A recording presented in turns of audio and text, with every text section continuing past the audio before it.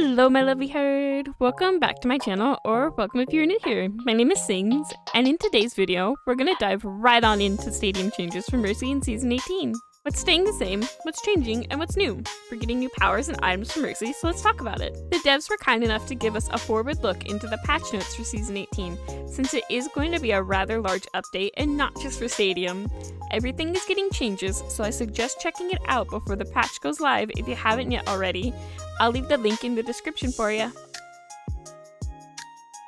Let's talk about the powers first, since those define your build. There's a ton of changes to get through. I'll be talking about these in order of how they're introduced in the patch to avoid any confusion, as well as adding my own opinion on them. First, we have a comment from the devs. Mercy has consistently been one of the top heroes in Stadium and hasn't yet received any major updates. In this update, we have a large suite of changes with the goal of adding more variety to how Mercy players can build. Most notably, Crepuscular Circle has been replaced. It has long been a dominant pick that made it very difficult to build any other way, as well as being a pain point for Mercy's opponents. However, we've added 2 new powers in its place, so we hope you'll enjoy exploring the new options. We've tried to make ability power builds and Caduceus Blaster builds more realistic with the new power interactions and updated itemization. The first power to be changed is Triage Unit. It's been changed to now increase all healing for Mercy instead of just Caduceus staff. Bonus healing has been reduced from 25% down from 35%. I would say that this is a net buff. This can now be utilized in an AP build alongside the Wambulance. I always thought it was very restricting that this power couldn't be paired with the Wambulance, so this is a very healthy change. The next power is Crepuscular Circle. It's been removed. This is the one that has everyone in shambles. Me too, honestly.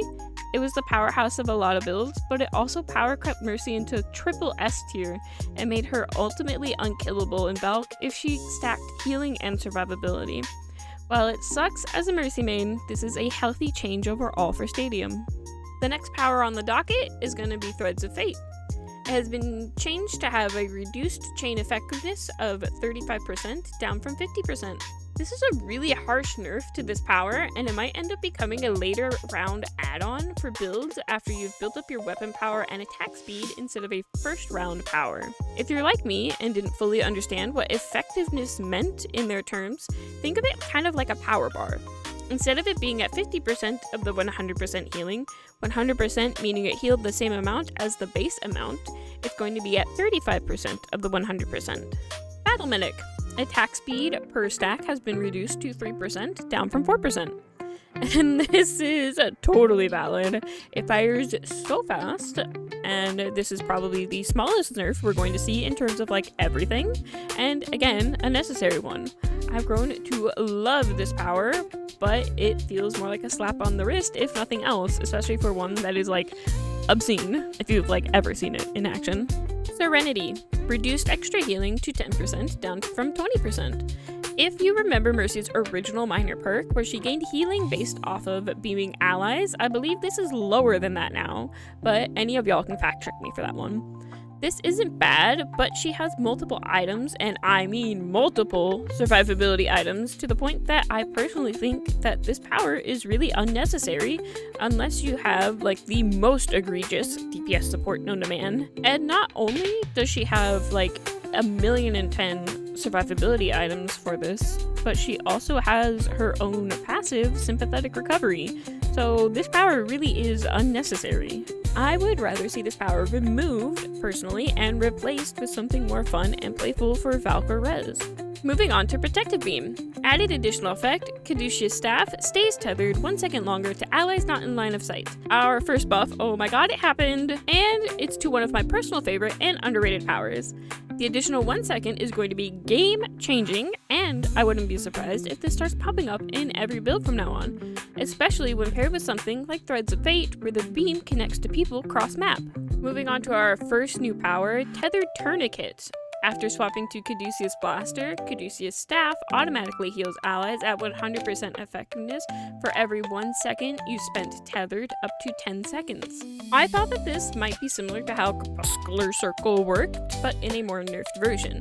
Yet, after seeing Neandra's clip of it, I think that this power is going to be a unique one to work with. The auto-targeting applies to a singular target at a time and the target that is most injured until someone else becomes more injured than that target.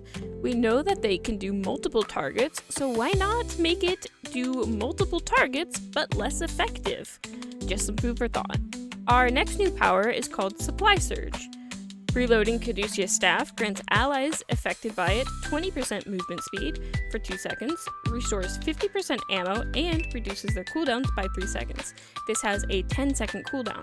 It'll have to be tested if this 10-second cooldown can be reduced by cooldown reduction items, but this might be the most broken power in the game if so. If not, then this 10-second cooldown in this game mode is just like a 30-second cooldown in regular. It's too long and this power will become a pass. But without all of that, this power is bonkers. Half ammo restoration is really great on its own, and all of the cooldown reduction is huge on top of your own teammates' cooldown reduction items they might have. This might end up replacing Crepuscular Circle in my Pocket Enabler build, but I'll have to test it out. Hey there, little lammy. You're looking a bit lost. Hit that subscribe button so you can become part of a herd. Also, like and comment so you know you're there. Now we'll be moving on to the items. Some are old, some are new, but it's still exciting to see changes for Mercy in Stadium after such a stagnant season.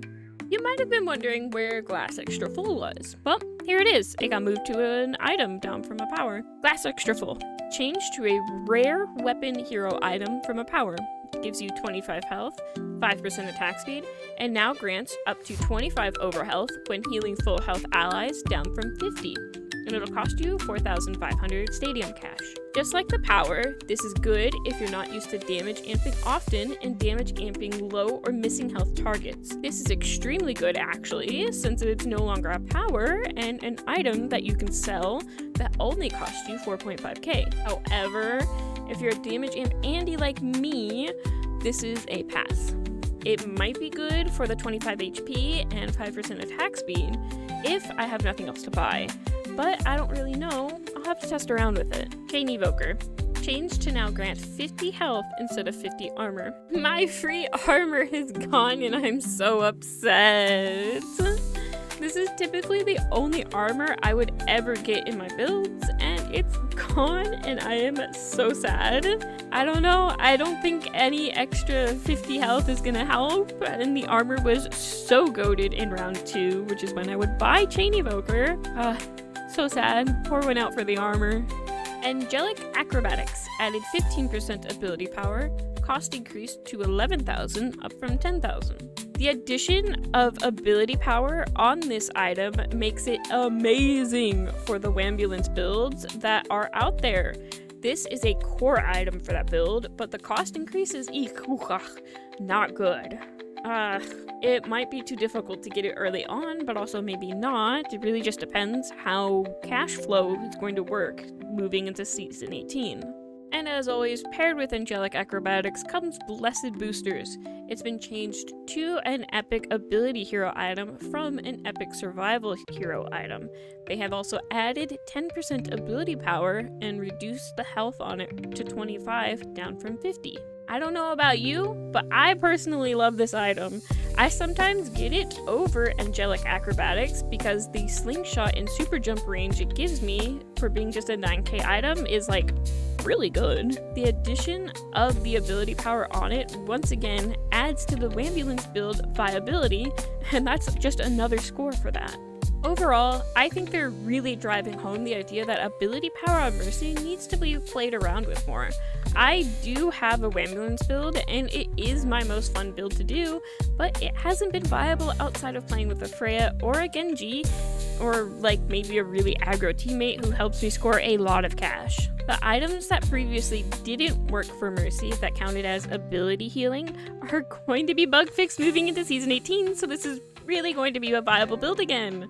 I'm very excited because, like I said, this is my most fun build to do. I just can't wait to share it with you all. Other than that, it truly feels like they're making us pick between either doing Battle Mercy or her original intention of being a support, when she just doesn't do Battle Mercy well outside of Valkyrie. Why give Valkyrie unlimited ammo if she's not meant to DPS in it, especially in this game mode? It feels, I don't know, bad. Hopefully she doesn't get any other nerfs. I think these are all good enough to make her a healthy character in Stadium now. Let me know what you're most excited for in the comments. Is it Mercy's new powers, or maybe an item? Take care of you, sheep.